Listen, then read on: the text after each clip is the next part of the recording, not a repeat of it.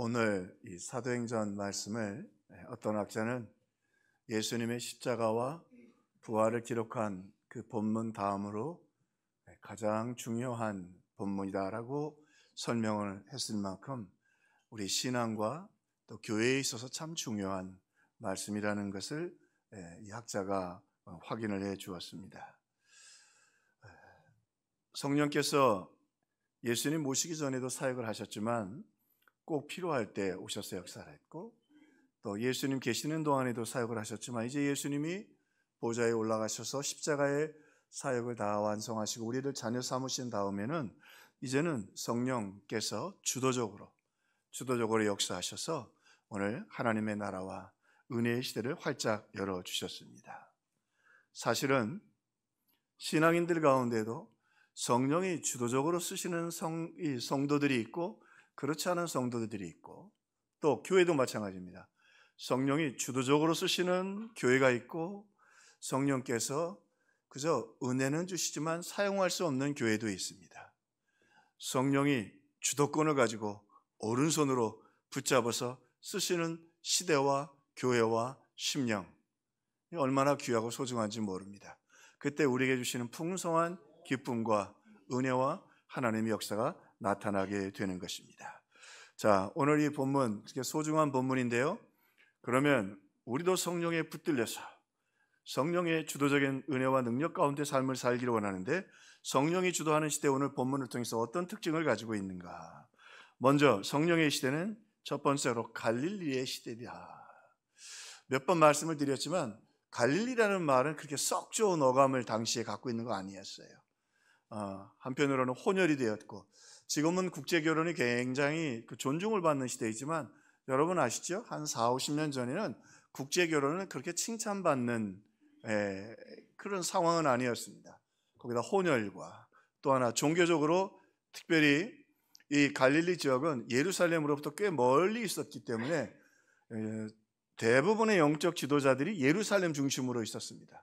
그러니까 지도자도 별로 없고, 그러니까 종교성도 놔둘 수밖에 없었고, 거기다가 또 우상들이 많이 들어왔던, 혼혈과 함께 들어왔던 도시였습니다.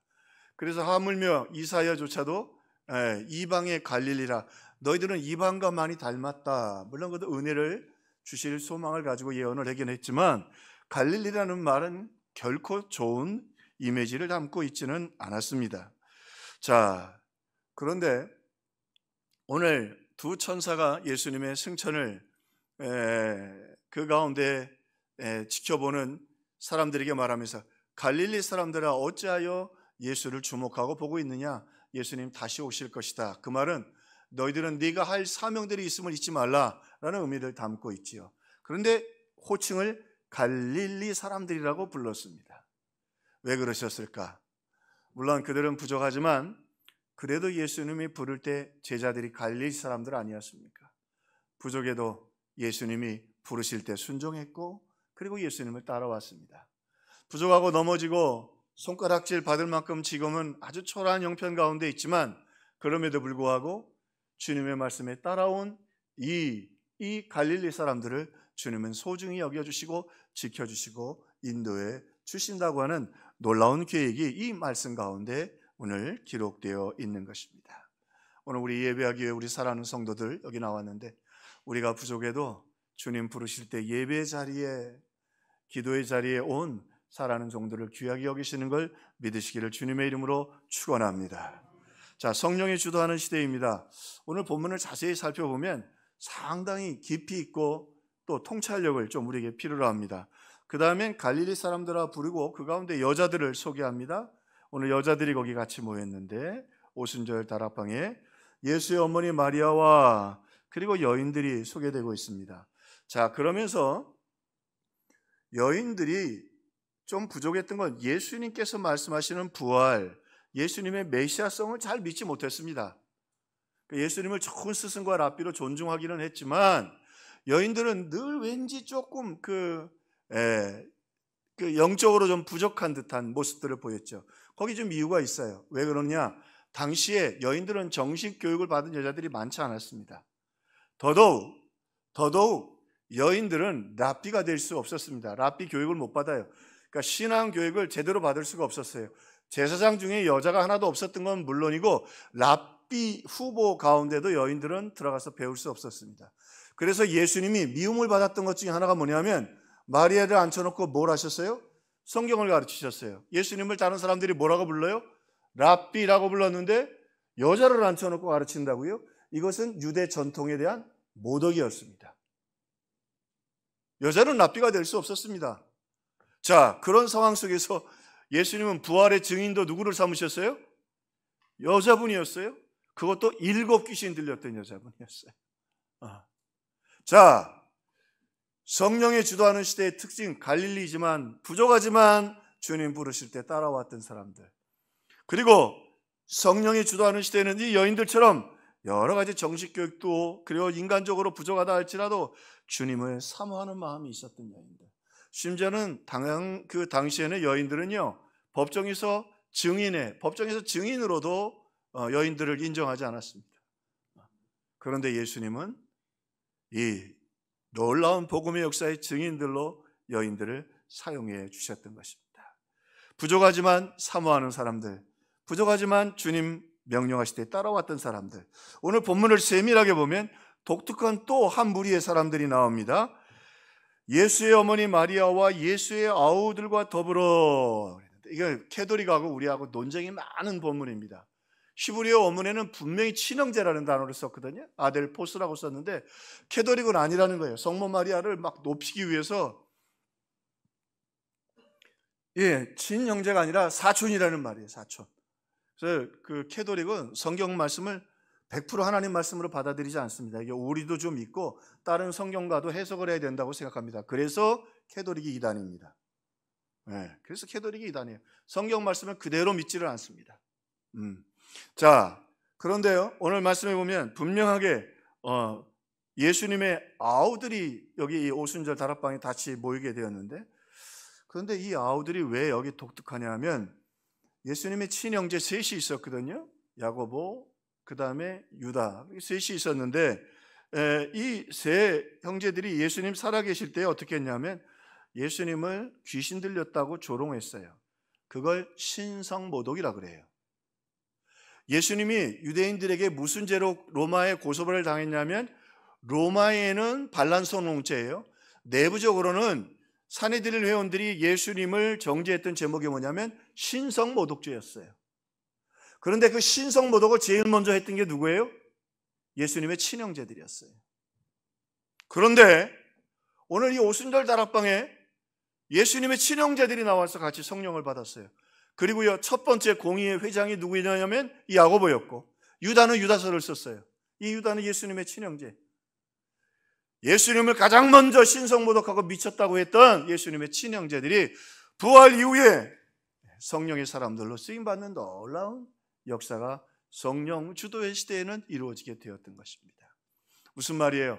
성령의 시대는요, 성령께서는 어떤 죄인이라도 아무리 부족해도, 지성이 부족해도, 그리고 사람들이 조롱하는 갈릴리 사람들이라 할지라도 주님 부르실 때 따라오고 주님을 사모하고, 그리고 주님 부활을 목격하고 믿음으로 살려고 결단하는 사람들에게는 성령을 부어주시고 새 삶을 살게 해주시고 능력을 부어주시고 역사해 주신다고 하는 것입니다.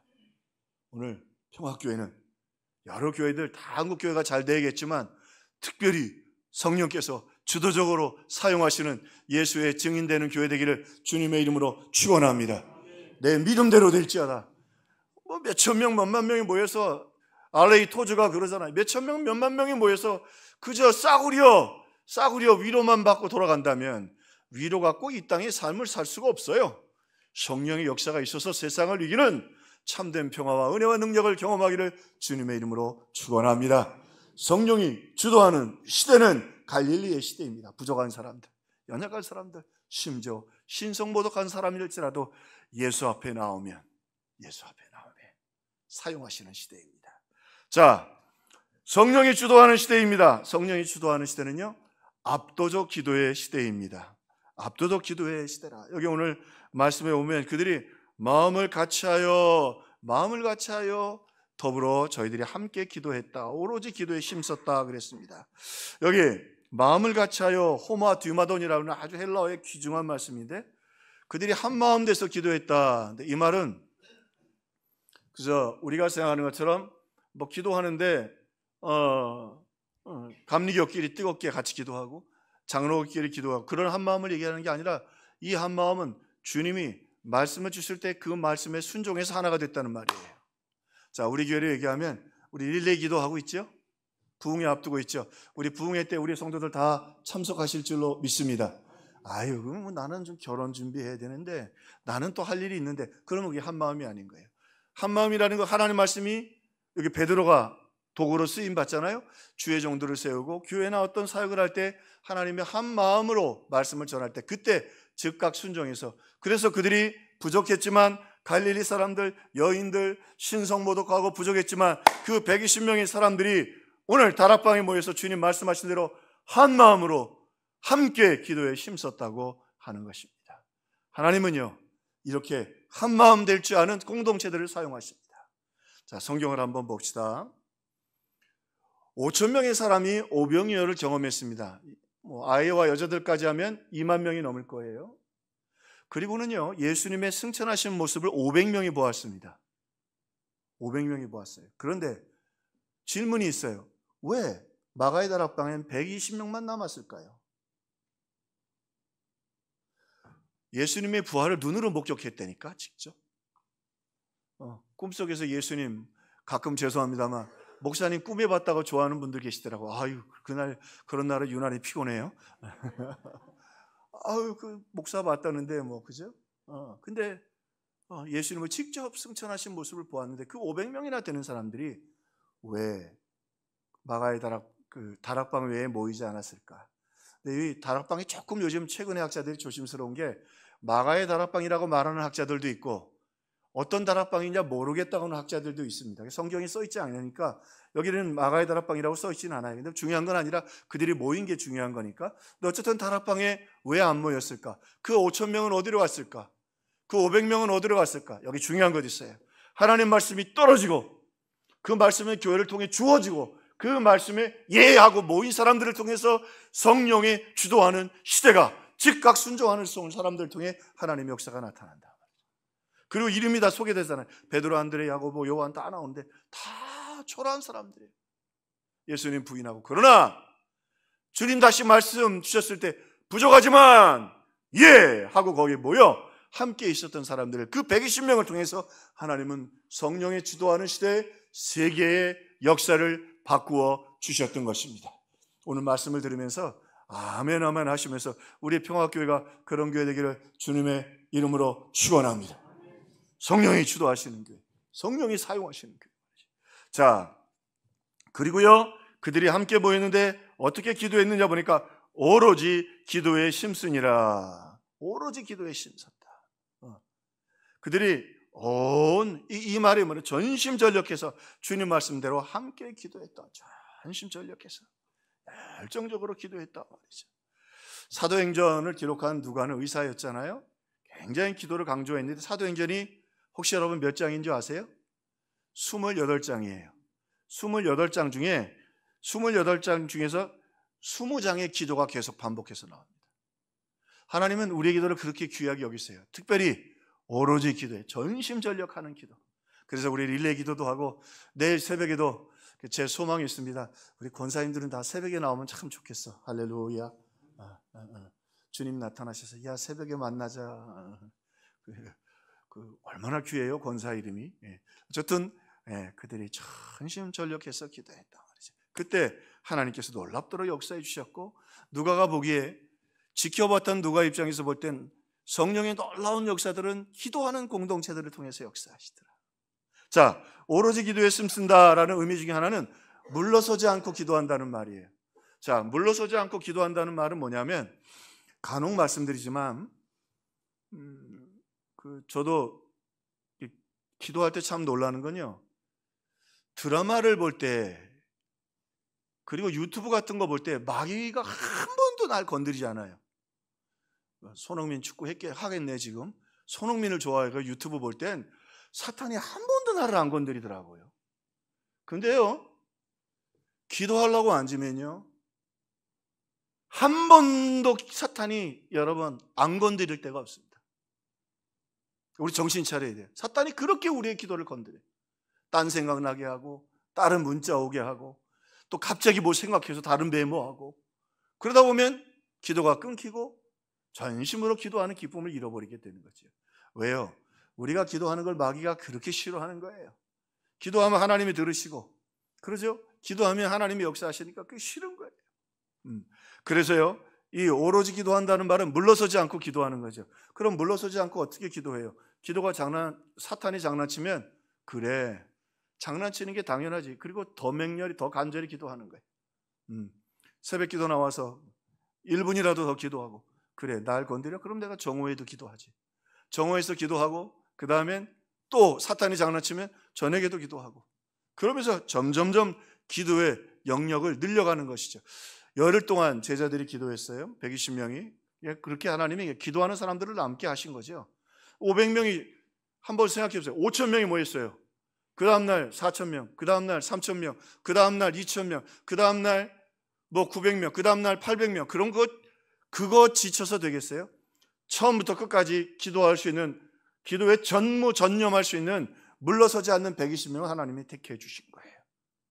그때 성령이 주도하는 놀라운 역사가 일어나게 되었던 것입니다. 물러서지 않는 기도. 사탄이 장난치면 장난칠수록, 시험하면 시험할수록 더욱 물러서지 않고 전진 기도하는 저와 여러분들 되기를 주님의 이름으로 축원합니다. 전진 기도. 물러서지 마세요. 마귀가 장난칠수록 더 전진해서 기도해야 합니다. 자, 또 하나, 오늘 말씀을 통해서 이 칼빈은 이 부분을 이렇게 설명했어요. 그러므로 그들의 기도의 특징은 끝까지 꾸준히 기도했다고 하는 것이다. 이 말은 시험을 이기고 물러서지 않고 기도했다고 하는, 열흘 동안. 근데 기도가 왜 힘드냐면 열흘 동안 응답이 없네. 첫날 하나 응답이 있고, 그죠? 첫날 두 사람이 성령 받고, 그럼 희망이 생길 거 아니에요. 셋째 날은 또 3명. 근데 아니에요. 열흘 동안은 아무 일도 안 일어나는 것처럼 성경이 얘기해요. 왜요? 잘 들으세요. 응답이 없을 때 기도하는 그 기도를 더 귀하게 여기십니다. 이 눈에 아무 증거 아니 배여도, 할렐루야, 믿음만을. 때로 우리가요, 사탄이 시험하고 응답이 없는 것 같지만 그때 기도하는 그 기도를 귀하게 여겨주십니다. 그 기도의 소중함을 우리가 잘 이해해야 합니다. 자, 그렇게 칼빈은, 그들은 끝까지 꾸준히 기도했다. 또 오로지 기도에 힘썼다는 말은 절실히 기도했다는 말입니다. 왜 절실히 기도했을까요? 오늘 이 기도라고 하는 데는요, 아주 중요한, 사탄이 왜 그렇게 방해를 하느냐, 왜 성도들 기도 못하게 하느냐, 이 기도는요, 하나님의 약속을 믿는다고 하는 신앙 고백이 담겨져 있는 거예요. 구하라 주실 것이요, 찾으라 찾을 것이요, 문을 두드리라 너에게 열릴 것이니, 구하는 이가 얻을 것이요, 찾는 이가 찾을 것이요. 모든 기도는 하나님의 말씀에, 언약에 기초하고 있는 것입니다. 응답 주실 줄로 믿는 거예요. 더 좋은 길로 인도해 주실 줄로 믿는 거예요. 믿음의 고백이요, 하나님의 말씀을 그대로 믿습니다라는 고백이 기도예요. 그러니까 사탄이 건드려서 기도는 더 길어지고, 우리가 그때에 오늘 우리의 기도가 더 절실하게 된다. 주여, 주님 말씀대로 응답 주실 줄로 믿습니다. 흔들리지 않도록. 그러니까 마귀가 우리를 자꾸 넘어뜨리려고 하죠. 여러분 잊지 마세요. 응답되지 않을 때가 하나님이 보시기에 더 존귀한 기도이다. 막 기도가 바로 응답될 때도 있지만, 그래서 신앙이 좀 깊어지면 기도가 응답이 잘 안 돼요. 그러니까 어떻게 돼요? 둘 중에 하나가 변화가 있지. 하나는 더 기도하든지, 아니면 기도하면 뭐해? 우리 병화 식구들은 우리 오순절 달아보 열흘 동안 아무 일도 없었다니까요. 아무 일이 없어도 하나님 말씀을 믿고 굳게 기도하는 저와 여러분 되기를 주의 이름으로 축원합니다. 기도는 뭡니까? 내가 하나님의 약속을 믿습니다. 약속하신 성령을 기다리라. 반드시 성령이 오실 것이다. 믿고 믿음만을 가지고 나가는 거죠. 자, 왜 절실히 기도하느냐? 오늘 이들 가운데는 참 아름다운 주님의 흔적이 있어요. 어떤 흔적이냐면, 오늘 제자들의 이름이 쭉 나오죠. 여자들 나오죠. 그리고 가만히 들여다보면 예수님의 친형제들 나오죠. 말씀드렸잖아요. 제자들 뭐 할 말이 있어요? 베드로가 무슨 할 말이 있느냐고. 제자들이 무슨 할 말이 있어요? 거기다가 여인들이 무슨 할 말이 있어요? 예수님 부활을 안 믿었다니까. 또 한 걸음 더 나가서 이 예수님의 친형제들은 신성모독한 친구들이에요. 그런데 그들이 뭐였어요? 왜 더 간절히 기도하느냐? 주여, 우리를 버려두면 3년 동안 예수님 따라다니도 소용없었습니다.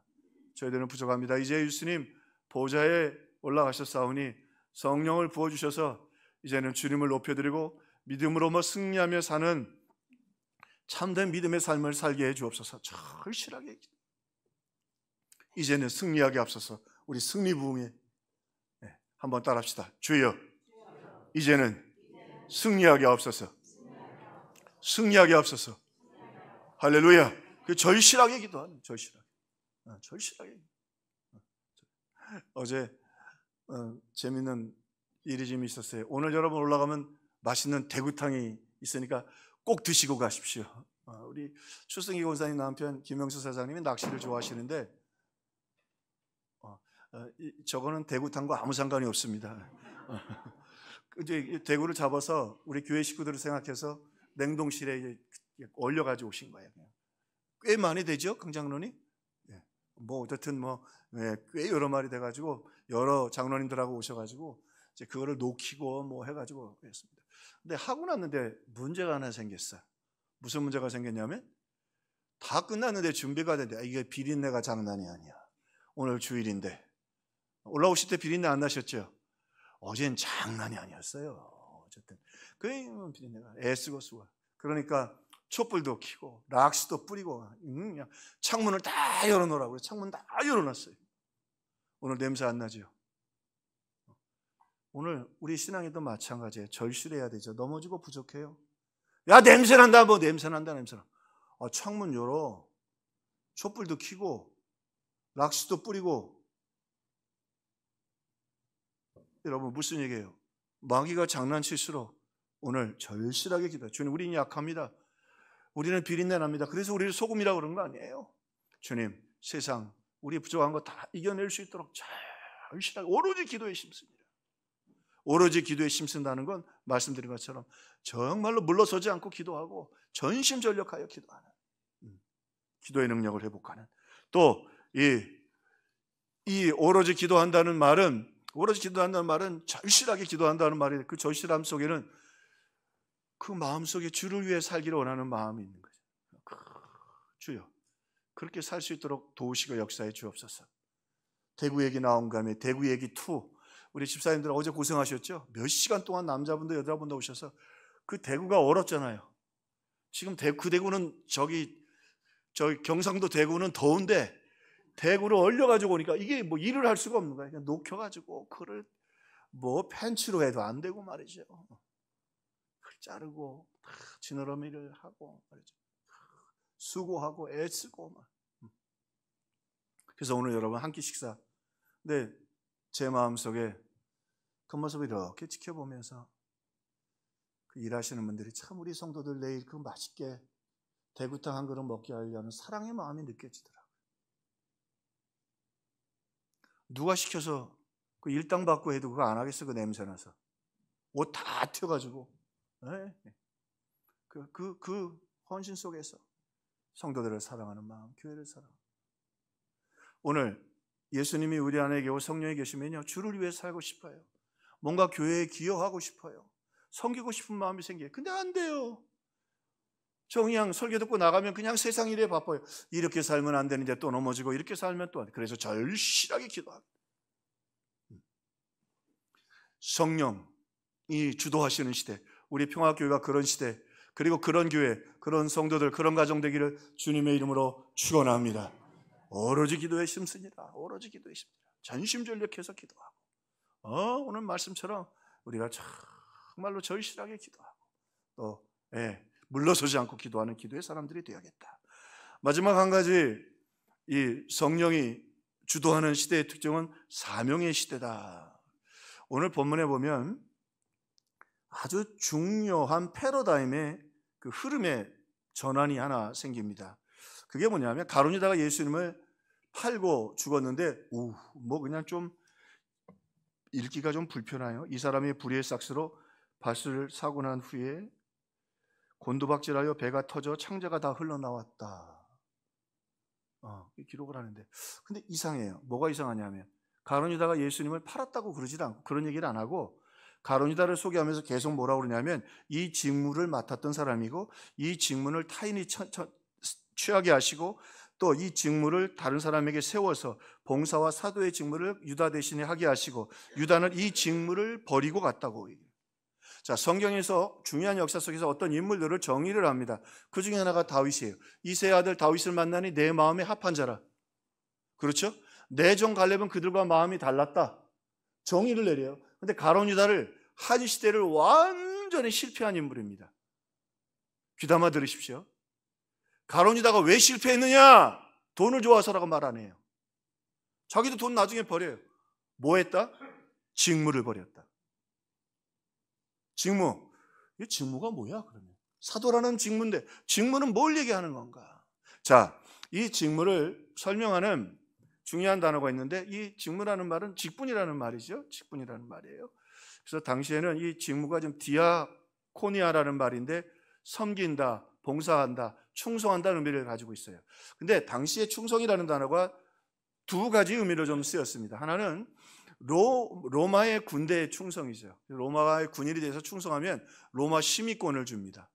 노예도 주고요, 땅도 주고요. 그러니까 로마 시민권만 가지면 로마에서는 노예들을 부리면서 떵떵거리면서 하는 거예요.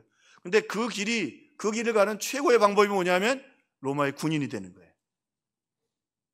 근데 충성이라는 단어가 또 하나 쓰여 있는데 어디에 쓰여 있냐면 이 충성이라는 섬김이라는 디아코니아가 노예들이 쓰는 단어였어요. 노예들이 발을 씻거나 주인을 섬길 때 쓴 단어 중에 하나가 디아코니아예요.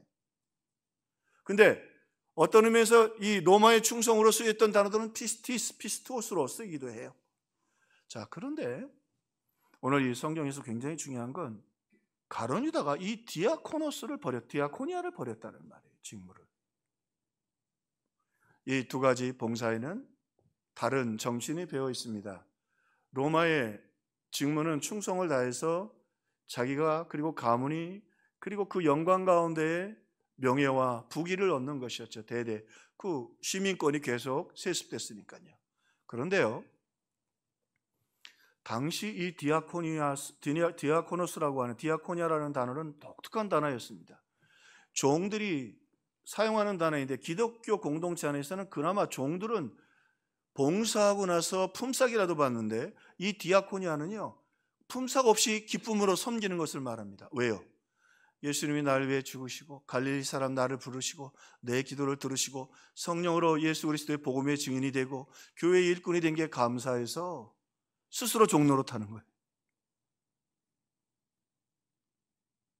그게 예수님이 걸어가셨던 길이고 예수님이 걸어가셨던 길이에요. 예수님이 걸어가셨던. 로마는 그 엄청난 대제국이 그 중요하죠. 그 충성과 명예를 통해서 한 시대를 풍미하고 떠나갔지만 로마는 망했지만 로마가 망한 지 2000년이 지났지만 여러분 세계 곳곳에 교회가 세워져서 주 예수 그리스도를 찬양하며 이웃을 섬기며 복음을 전하고 있습니다. 그 정신이 바로 이 디아코니아의 정신입니다. 예수님이 날 위해 하늘 영광 버리고 이 땅에 오셔서 우리를 사랑하시고 우리 곁에 거하시며 말씀이 육신이 되어 우리 가운데 거하시고 그리고 지금도 성령으로 우리와 함께 계셔서 오늘 우리를 사용해 주시고 우리를 통해 역사하시는 그 주님, 오늘 베드로가 무슨 할 말이 그렇게 있겠어요?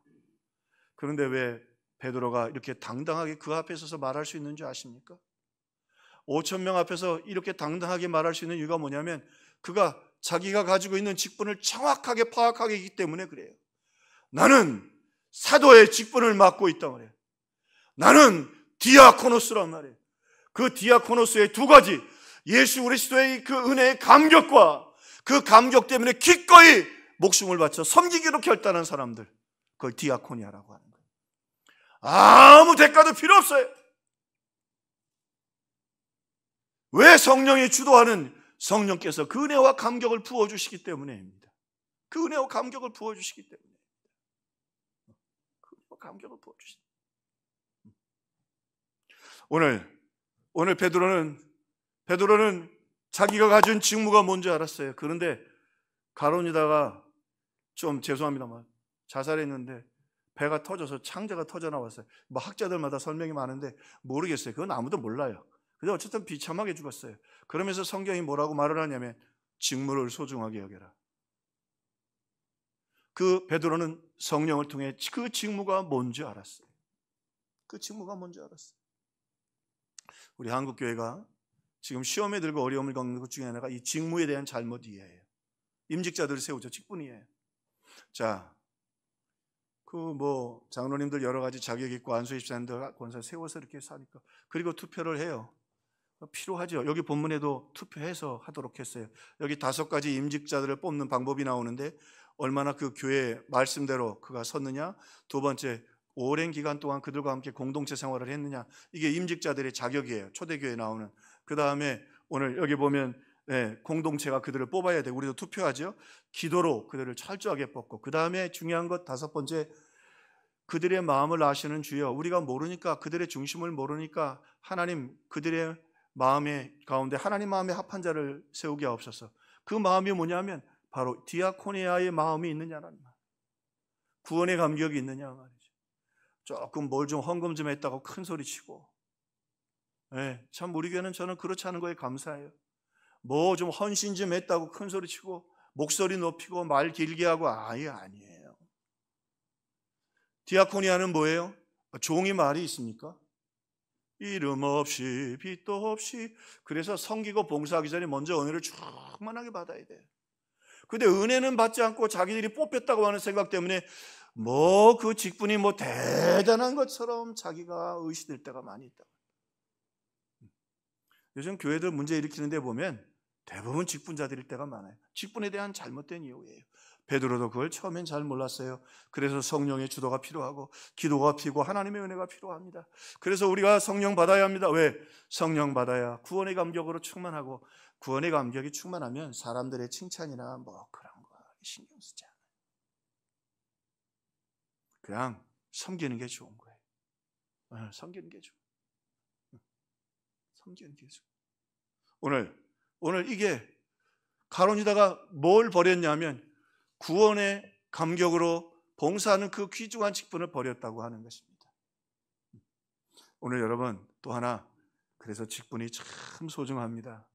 저는 그래서 목사 된 게 얼마나 감사하고 감사한지 몰라요. 그래서 농담 반 진담으로 만나면 얘기하면 나는 80까지 목회할 거라고.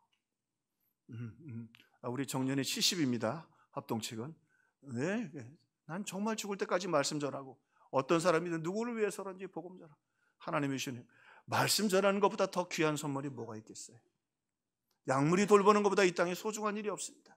직분이 참 소중한 것입니다. 우리 평화교회는 아름다운 디아코노스들 구원의 감격으로 그 은혜 감사해서 이름도 빛도 없이 직분을 섬기고 또 직분을 사모하고 충성하는 교회가 되기를 주님의 이름으로 축원합니다. 이제 베드로에게 사탄이 또 찾아와서 시험하지요. 야, 너 왜 그렇게 살아? 야, 베드로, 네가 수제자 아니야? 야, 너 능력도 받았잖아. 너 왜 그렇게 살아? 베드로가 대답합니다. 사탄아, 예수님이 그러셨던 것처럼 내 뒤로 물러가라. 너는 예수의 종으로 사는 기쁨을 몰라.